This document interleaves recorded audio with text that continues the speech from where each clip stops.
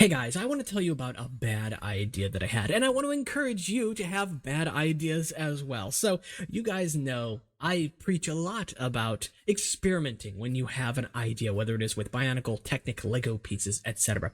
And the idea that I had was to build a catapult land vehicle for my Barra Magna expansion project.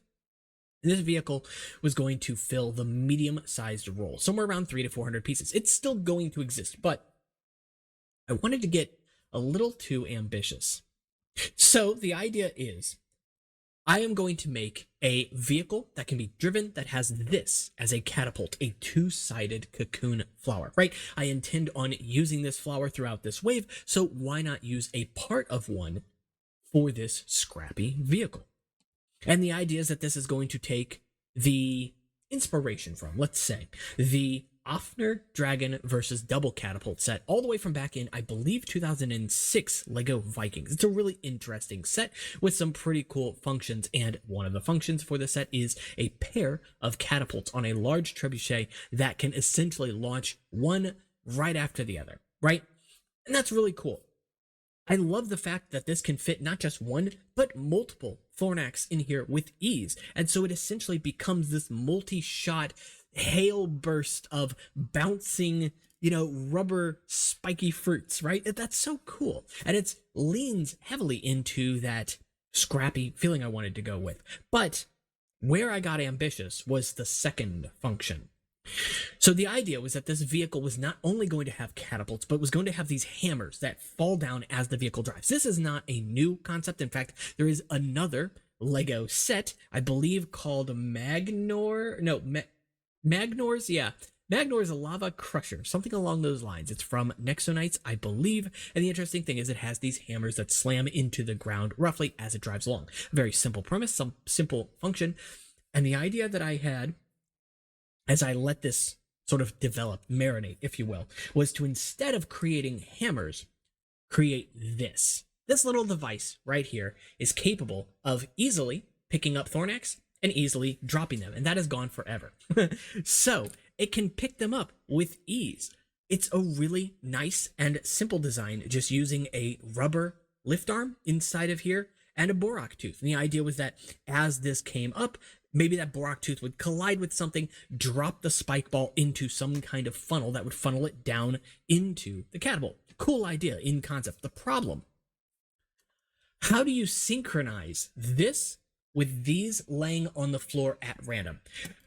What's really cool about these, what makes these one of my favorite projectiles, is that they're not designed to roll. They're designed to bounce at random. That's really neat, but the problem with that is, if you can't predict where they are going to be, and this hammer falls down in a cycle thanks to the movement of the wheels, how would you be able to get this moving hammer that is coming down at random, in random intervals, to also hit something of that size and not miss it? The accuracy would matter. That's a tall order. It's not worth the investment of parts. So instead, I thought to myself, well, why make the hammers in the first place? Not that they're not cool. They are. Objectively, I love the design of this. It's a very simple thing. It could very easily be a weapon as well, a double-bladed weapon that can smash things, that can also have the ability to pick up Thornax. But it should not be the main focus of the vehicle. Rather, instead, because I want to go for a motif with this vehicle of it not just being scrappy, but maybe being animal inspired, why not have something bulldozer-like or front-end loader-like, where you have this basket, this channel at the front of the vehicle that can scoop up at random these packs of Thornax, right? Well, this is what I've come up with so far. This is just the design for the headpiece on it, not the vehicle itself. But this is cool, because here's the thing. It rides at an angle where these wings will actually run along the ground. And the idea is that because this is shaped the way it is, it will hit a Thornax with a pretty wide area, and it'll eventually funnel it into the center where the teeth of the Thornax itself will catch the device. And then this head can tilt back, drop the Thornax backwards into a funnel of some kind, and that could be the mechanism. So that's what I'm going to develop further. It also looks very aesthetically pleasing, obviously having the eyes suggested on there as well. And of course, it does what I want it to do. It's simple. It uses a lot of parts from the era, including some parts that I already planned on including in this wave, right? And so it just makes sense to go forward with something like this. So that's what I plan on doing. Essentially having this modified trebuchet that a character can ride on the back or on the sides or something, and then having this at the front where it can easily be activated manually with a lever or a switch or a gear or whatever to flip it back, drop the Thornax behind it into a basket of some kind, into a funnel, to funnel into this basket so that the basket is loaded and ready for the next catapult shot. That is the new premise.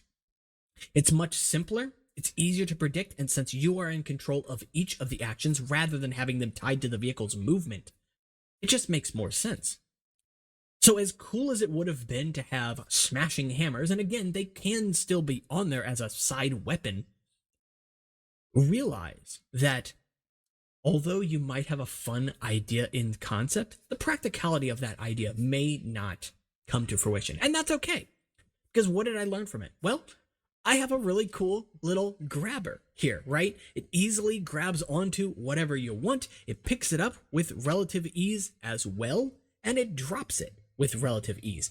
And that's pretty nice. You know, it's not perfect by any means, but it does a pretty good job. And I'm happy for it because I wouldn't have had it otherwise. Some other concepts I came up with was using the sort of butterfly aesthetic here, which can very easily wrap around the Thornax as well and pick them up, although letting them go is a little bit different. But at the end of the day, I'm just trying to achieve one thing in specific: a rolling vehicle whose blades are close enough to the ground so that they can pick up the Thornax, whether they are on carpet, whether they are on tile, something smooth, something rough, and that they don't get caught and hung up themselves. I played around with the Baraki spines, thinking maybe that could funnel it in, and I came up with some really interesting stuff with those as well. But of course, those would catch on the carpet. The rubbery material, the spikes sticking off the side, it just didn't work, as cool as it was. And so it was about that brainstorming session. It was about just sitting down, hammering something out, pun intended, I guess, and getting something that honestly I kind of fell in love with. And it works.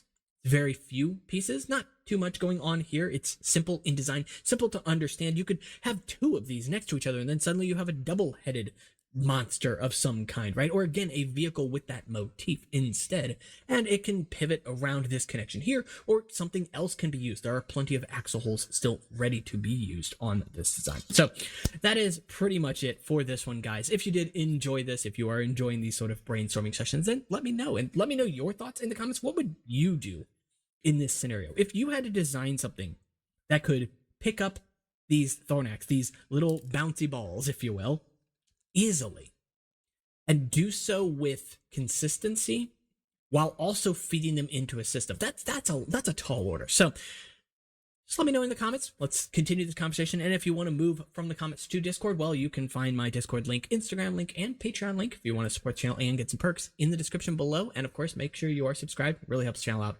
I'll see you all in the next one. Take care.